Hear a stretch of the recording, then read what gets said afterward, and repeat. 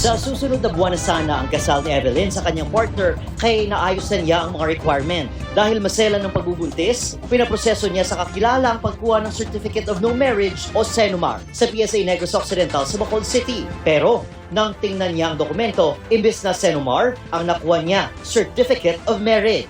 Nabalaan kung kasado na ko nakibutid ko kag nagpamangkot gid ko kung nga natabo ni tanan nga wala man ko kaagi kasal. Batay sa dokumento, ikinasal si Evelyn noong November 16, 2023 sa Valenzuela City sa isang Indian national. Boom! Identity theft. Ito yung lagi ko sinasabi sa inyo.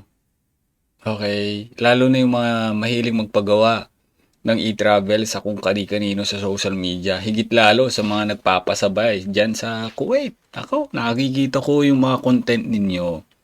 Ako ay nagwo-worry.